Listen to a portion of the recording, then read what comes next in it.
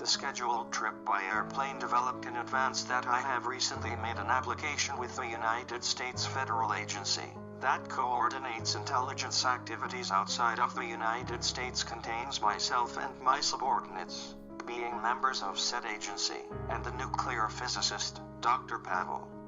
However, only a single individual from amongst your fold is included in that sequence.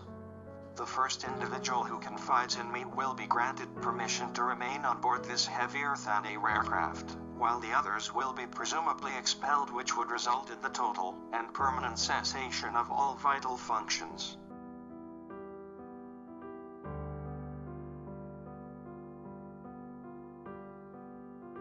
What person or persons employed you for the enticing away of Dr. Pavel? That individual was not carried through the air by the wind in an exceedingly satisfactory manner. This is due to the fact that humans are not biologically evolved with aeronautical capabilities, and because it is to be implied that I have just killed this man by discharging my firearm. Which one among you would like to proceed next? Give me an account of Bane. Why does he carry a covering for part of the face, typically worn to conceal one's identity? You're displaying an unusually high amount of faithfulness to obligations for a professional killer. It is equally as likely that he is merely marveling at the necessity to deprive an individual of life before casting them out of an aircraft, which would result in their destruction regardless. At least you are able to communicate verbally. Identify yourself. My identity is not relevant to the current situation. What is relevant is my scheme.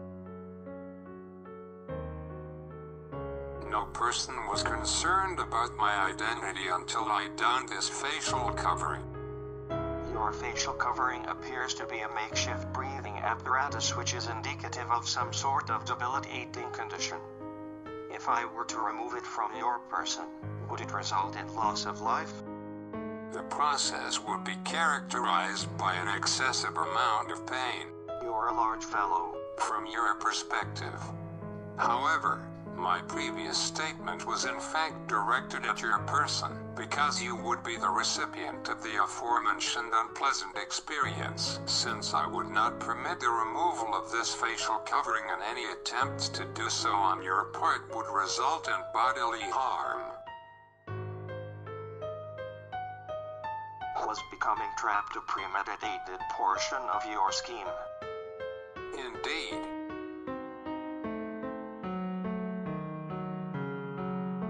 Dr. Pavel declined our proposal while behaving favorably towards yours. We needed to discover what he related to you.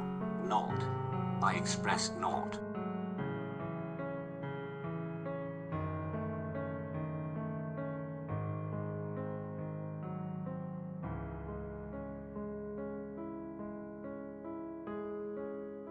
Interjecting, I must congratulate you on the perceived brilliance of your scheme.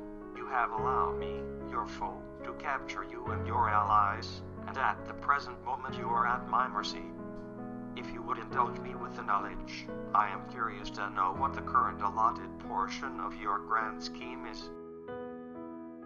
Causing this aircraft to make a landing in an abnormal manner.